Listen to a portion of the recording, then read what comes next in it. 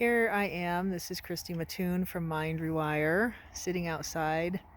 I don't know if you can look way beyond the crest of that furthest hill. You can see the full moon. That's the first harvest moon, sitting up on top of the edge of the hill back there, right in the center of the picture. Absolutely amazing. I have the moon at my back and the sunrise straight in front of me. And I'm just blown away and in awe sitting here at the lake this morning. Truly gorgeous, contemplating the things of the nature in my life right now, and not nature meaning the outdoor nature, but the nature of who I am as a person and how I react to things, how I work through things, my initial actions and reactions when things happen, and then recognizing those actions and reactions and being able to bring them back into a more divine, holy state. It's an active work. I won't lie about it at this point. Things that are going on around me and in my life have created a great change and a great stirring within me, for sure. I don't know what the rest of my family's doing, but my need and desire to reach deeper into source, into creator, and to understand the energy that all this is made out of has gone into overdrive.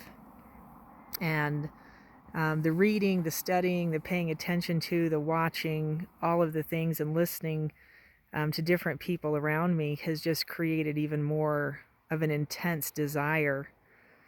And so what I wanted to share this morning was that recognizing the emotions that you allow yourself to go through will either they'll seal the deal either way, but they'll seal the deal in your favor or against you. And it's literally your choice. Your ability to feel is a choice. By your will, you decide. By your will, you decide. By your will, you decide. And in those feelings, when you make a decision on how you're going to feel about something, you will either move forward or you will trip yourself 100% of the time. So I'm working right now on staying in a higher vibration of love, which is what many people are doing. I'm actually more calling mine compassion at this point. Staying in a vibration of compassion that just keeps moving me and directing me into better levels of feeling, first of all. And then as you attach or assign a thought form to that level of emotion, you end up with your desire, you end up with your manifestation.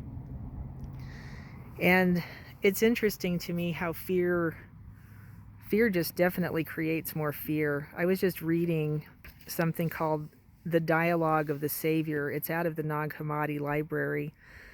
I'm reading a James M. Robinson version. Let me show this to you here real quick. That's what I'm reading. And this particular chapter, or whatever you want to call it, is called The Dialogue of the Savior. It's considered some of the original Gnostic teachings, and it goes along with some of the sayings of the Gospel of Thomas. They seem to go hand in hand from what I'm understanding about this. But much of the text is missing, so you have to definitely read it from your heart space.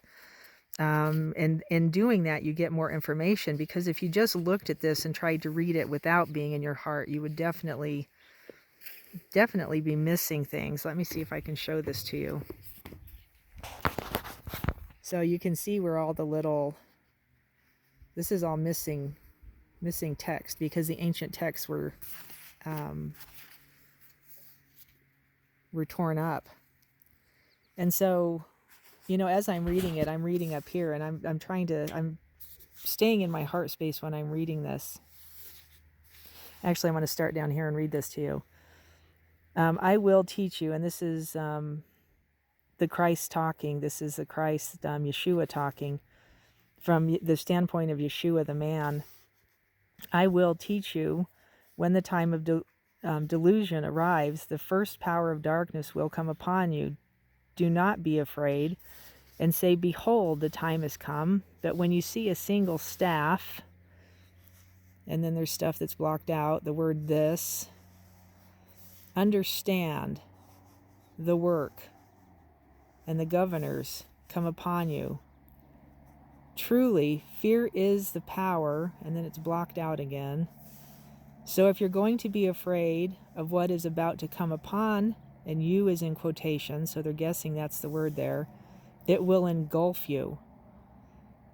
If you are going to be afraid of what is about to come upon you, it will engulf you. For there is not one among you, there is not one among them who will spare you or show you mercy. But in this way, look at, and then it goes back into the parentheses. In it, since you have mastered every word on earth, I don't know what the numbers 1, 2, 3 are here, take up to the place where there is no rule, something about tyrant. When you see those, and I don't want to read too much more of this because it just goes on like this, but what I am getting out of this is fear drives fear. What's going on in our country right now has directly to do with this. What's going on in the world right now, I believe, has directly to do with this.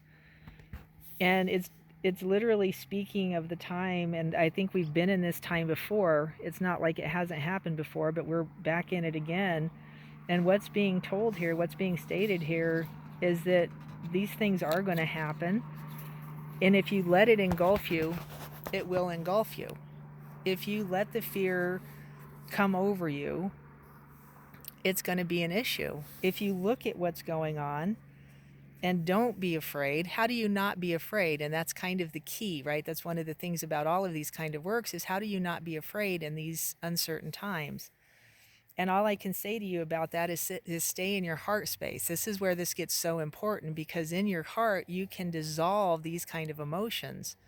Fear isn't a heart-set emotion. Fear is not something that your heart does, because it's not an attribute of your spirit, right? Your spirit, the attributes of your spirit are totally in alignment with source energy, with God. If you understand that and you can recognize that you have that available to you 24/7, this can't affect you. It's going to happen. It says it's going to happen regardless. The governors, they'll show up. They won't show you mercy. These things are going to happen. But if you stand in your own presence, basically, I think it's a huge protection, is what I think it is.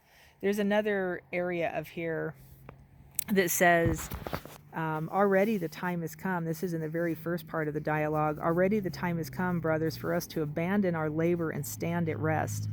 For whoever stands at rest will rest forever. What does that mean?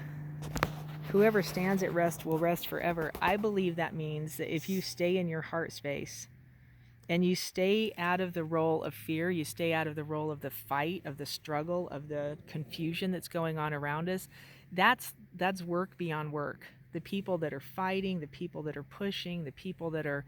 If you come into a state of rest, come out of the labor and come into a state of rest, and it's talking about internally, not externally. Internal rest will perpetuate a rest that will last forever.